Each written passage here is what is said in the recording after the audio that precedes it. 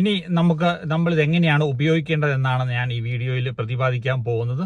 Suppose നമ്മളിപ്പോൾ എവിടെയെങ്കിലും car park ചെയ്ത് വന്ന് നിന്നു, പിന്നെ നമ്മൾ അതൊരു കറക്കമൊക്കെ കഴിഞ്ഞിട്ട് തിരിച്ചു വരും നോക്കുമ്പോഴത്തേനും എന്ത് ചെയ്താൽ ഓണാകുന്നില്ല.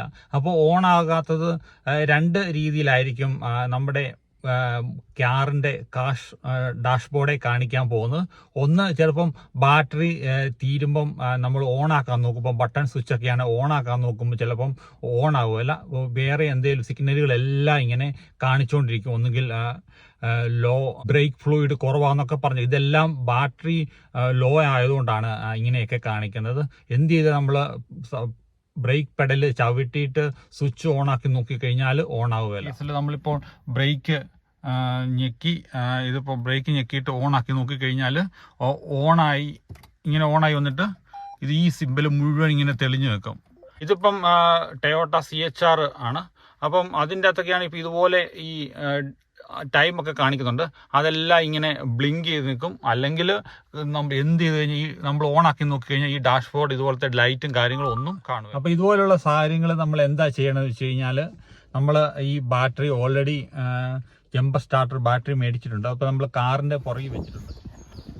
ഇതാണ് ആകെ ഇത്രയേ ഉള്ളൂ, ഒരു 200 ഗ്രാം വരും. ഇതുപോലെ അതിൻ്റെ കൂടെ ഒരു കവറും കാര്യങ്ങളൊക്കെ ഉണ്ട്. ഇതാണ് ആ ബാറ്ററി. നോക്കോ ബൂസ്റ്റ് പ്ലസ് ക്ലാമ്പുണ്ട്, നല്ല സ്റ്റാൻഡേർഡ് ക്ലാമ്പ്. അപ്പോൾ ഇത് നമുക്ക് ഇതിൻ്റെ അകത്തോട്ട് ഇതുപോലെ ഒന്ന് നമ്മളിത് കണക്ട് ചെയ്യേണ്ടത്. നമുക്ക് ഈ കാറിൻ്റെ ബോണറ്റൊന്ന് തുറക്കാം. ഇതാണ് ബോണറ്റ് തുറക്കുന്നത്. അപ്പോൾ ബോണറ്റ് തുറന്ന് ആ ക്ലാമ്പെ ഞെക്കിയിട്ട് വേണം തുറക്കാൻ. പൊക്കിയിട്ട് നമുക്കിത് കുത്തി വെക്കാം. ഇതാണ് കാറിൻ്റെ ബാറ്ററി. ഇതിപ്പോൾ നമ്മൾ പുതിയ ബാറ്ററി കഴിഞ്ഞ ദിവസം മേടിച്ച് വെച്ചതാണ്. അപ്പം ഇതുപോലത്തെ ഒരു ബാറ്ററി എത്ര ഓടിയെന്ന് പറഞ്ഞാലും മാക്സിമം ഇതിൻ്റെ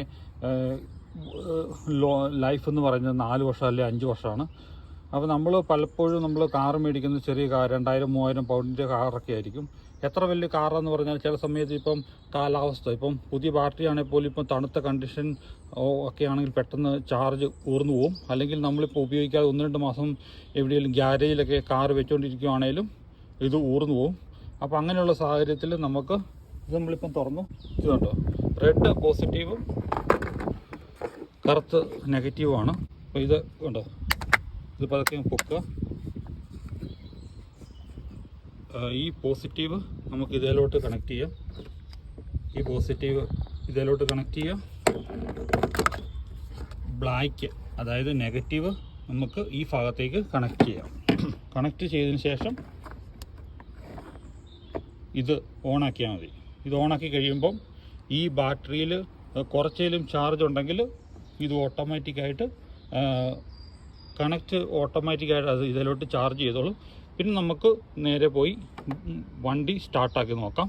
ഇല്ലെങ്കിൽ രണ്ടാമത്തെ കേസ് എന്ന് പറയുമ്പോൾ ഈ ബാറ്ററി ഒട്ടും ചാർജില്ല, 0% ആണെങ്കിൽ നമ്മൾ ഇവിടെ ഞെക്കിക്കഴിഞ്ഞാൽ അത് എക്സ്ട്രാ ചാർജ് ഈ നമ്മുടെ കാറിൻ്റെ ബാറ്ററിയിലോട്ട് കൊടുത്ത് നമുക്ക് പെട്ടെന്ന് സ്റ്റാർട്ടാക്കാൻ പറ്റും.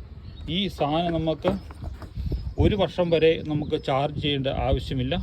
അതുപോലെ തന്നെ ഒരു പ്രാവശ്യം ചാർജ് ചെയ്യാൻ നമുക്ക് 20 പ്രാവശ്യം ബാറ്ററി ജംപ് സ്റ്റാർട്ട് ചെയ്യാൻ ഉപയോഗിക്കാം. അപ്പോൾ എൻ്റെ ഇന്നത്തെ വീഡിയോ ഇഷ്ടപ്പെട്ടെന്ന് വിചാരിക്കുന്നു. പുതിയൊരു വീഡിയോയുമായിട്ട് നമുക്ക് ഇനിയും കാണാം.